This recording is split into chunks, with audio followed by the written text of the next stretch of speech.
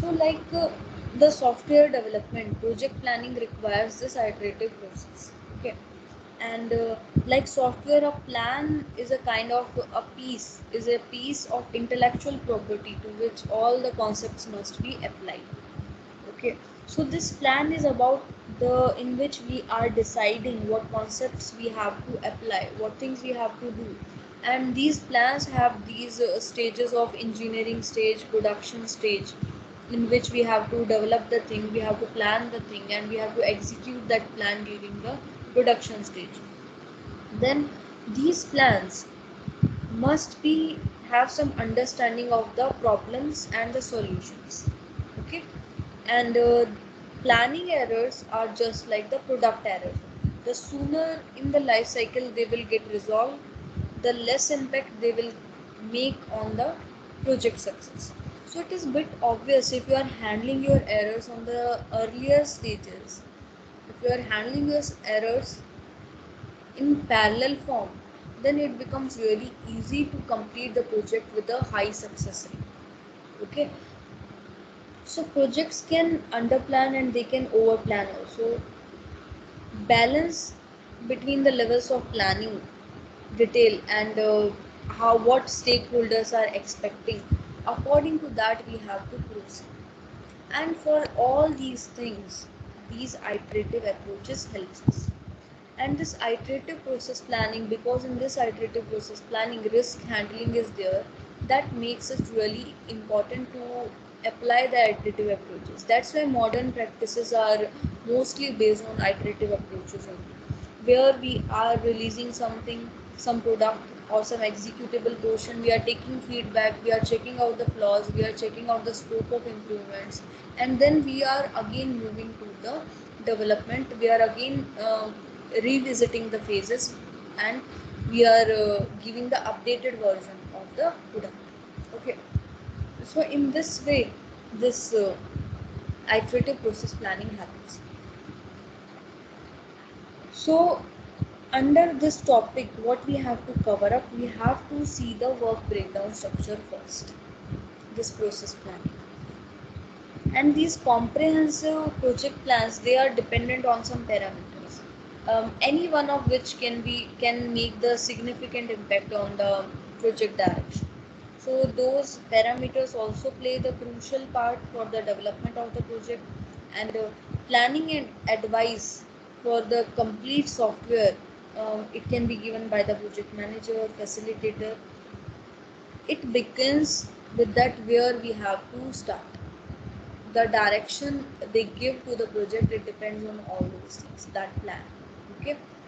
So with this one, we will start with our first part of this process planning, that is your work breakdown structure.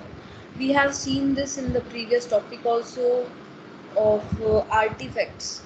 Yes, in management artifacts we have visited this topic, work breakdown structure. For your management set, management artifact, this WBS is also one of the important part. And this WBS, work breakdown structure, gives us the complete scenario, how we are breaking down our complete work in a hierarchical form also, you can say. The overall project, then we are dividing into some components, then sub-components, sub-tasks. In this way, we have to organize this structure. So that's why it is an architecture of the project plan, and it is also an architecture of your financial plan, because on the basis of that division, on the basis of that your hierarchy, we have to decide how much budget we have to keep on which activity, on which component we have to spend how much. So that's why it helps us to make those financial plans. Okay. So project is said to be in success if we maintain good work breakdown structure and its synchronization with the process flow. So obviously if your work breakdown structure will be good, it will help us to take the decisions efficiently, effectively, and it should be in synchronization with the process framework. Okay. All the activities that are happening uh, parallelly, so it should be according to that. And WBS is simpler, hierarchy of elements that decompose the project plan into discrete tasks, and it provides some of the key points that we will discuss. But this line I have just told you before this point, I think, that it is hierarchy of elements which decompose a project plan into work task, what task you are performing under this component, what task we have to do.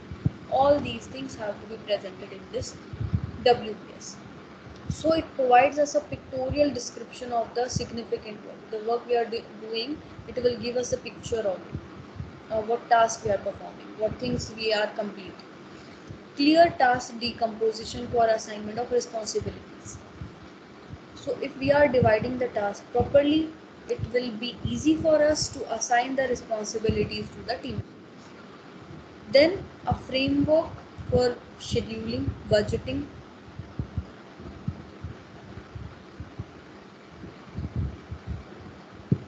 Then your expenditure track. So I will show you one example of this work breakdown structure, and here is a very simple example of building a car, and project is to build a new car. Okay, and under this some control accounts are there.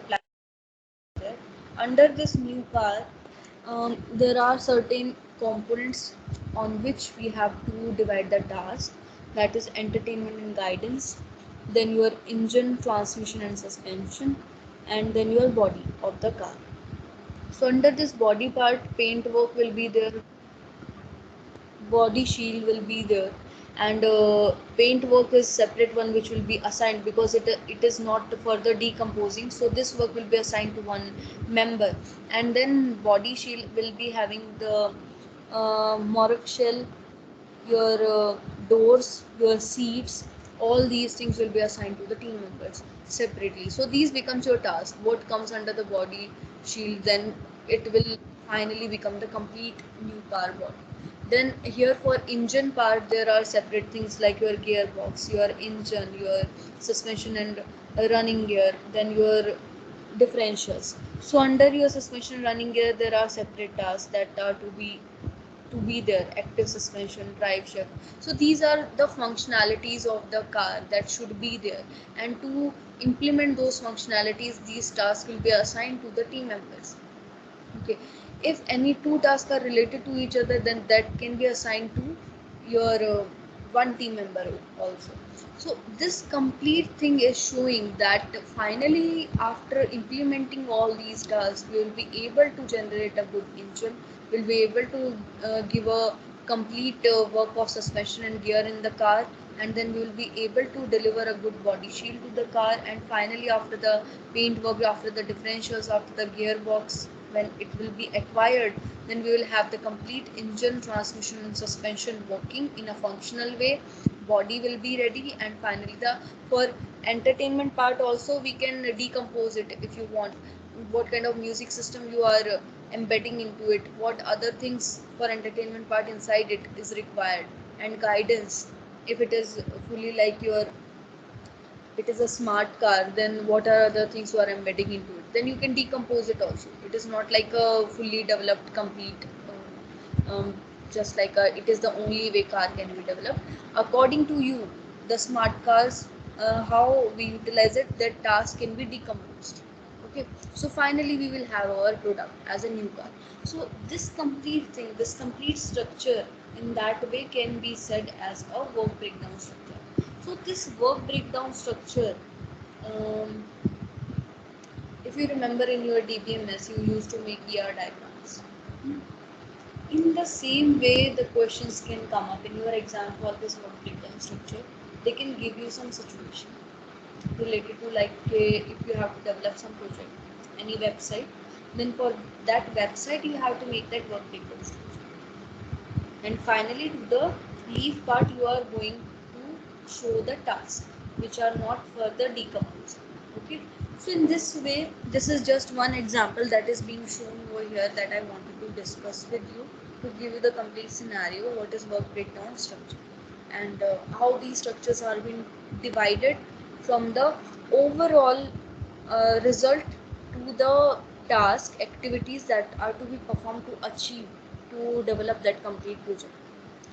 Okay, so you can utilize this example in your exam if it comes up, and you can utilize any of the example that you can make by yourself. Consider any situation, real time, any other project you can take and divide them into the components, sub components, task. Now, utilizing this structure, it will be easy to assign the task to the people of the team. It will be easy to know how much money this will take, how much money this will take, how much money this will take, and it will become easy for us to estimate the complete budget for the project. So in this way we have to organize our projects. In this way we have to go step by step with the things for the development of the softwares. Okay, so that is your one example of work breakdown structure. Till now, up to this point, you must have got this clarity. You must have understood what is work breakdown structure, why we do that, and what things it can help us with. Okay. After that, we have to study under this WBS two work breakdown structures. That is your conventional work breakdown structure, traditional one, and why the topic is including the issue. Issue means what are the flaws in that conventional WBS, and on the basis of those flaws, evolutionary WBS came into existence, which was better than the conventional one. Okay, so this we have to discuss. So we are having more 3 minutes. I don't want to take it further. We can continue this topic in next class. So I'll just give you some introduction of it. I will not move further than this slide. So up to this point, if